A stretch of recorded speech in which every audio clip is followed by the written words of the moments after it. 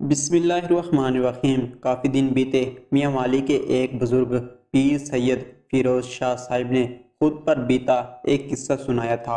واقعہ اتنا دلچسپ اور سبق آموز تھا کہ آپ بھی سن لیجئے۔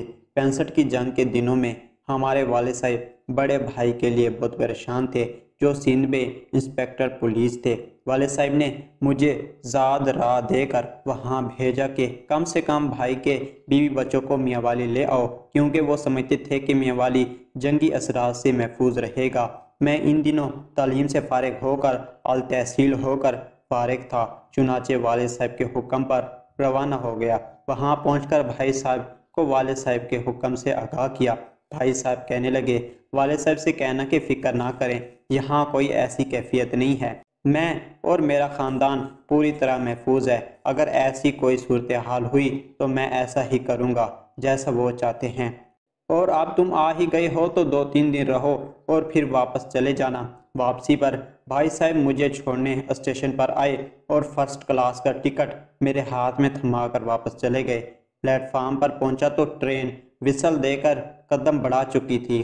بھاگم بھاگ ایک ڈبے کا ڈنڈا پکڑ کر سوار ہوا کہ اگلے اسٹیشن پر درست جگہ ڈھونڈ لوں گا۔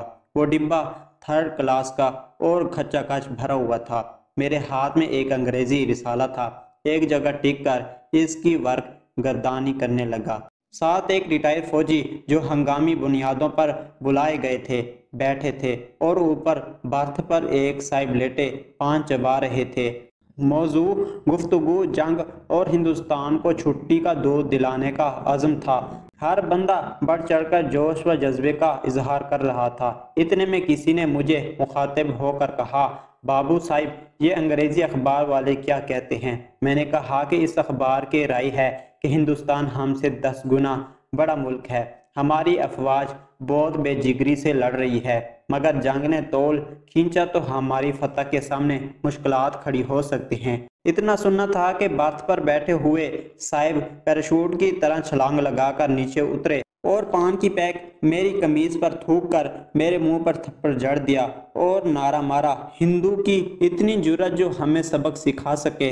میں اس سے اچانک حملے سے سنبھل نہیں پایا تھا کہ پاس بیٹھے فوجی بھی مجھ پر پڑ پڑے۔ سب ہندوستانی جاسوس کے نعرے مار مار کر مجھے مارنے کے لیے ایک دوسرے پر سبق لے جانے کی کوشش کرنے لگے۔ یہ دیکھ کر کسی اللہ کے بندے نے ہنگامی اسٹاف کی زنجیر کھینچ لی۔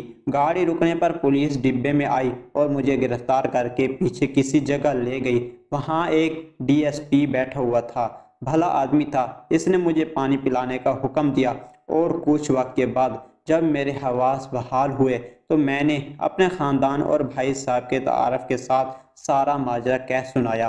اس نے مجھے ایک تولیہ دیا کہ لو چھوٹے شاہ جی، اپنے سر منہ پر لپیٹ لو اچھی طرح، اور جوں ہی گاڑی رکے چھلانگ مار کر بھاگ جانا۔ تمہارے پاس چند لمحے ہوں گے، ورنہ ہجوم اکٹھا ہو گیا تو ہم سے نہیں سنبھلے گا۔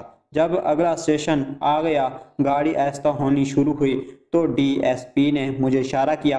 میں نے قدم اٹھاتے ہوئے ممنونیت سے اسے دیکھا تو اس نے میری طرف انگلی اٹھا کر ایک بات کہی، یاد رکھنا جو باتیں 1st کلاس والی ہوتی ہیں انہیں 3rd کلاس میں نہیں کرتے۔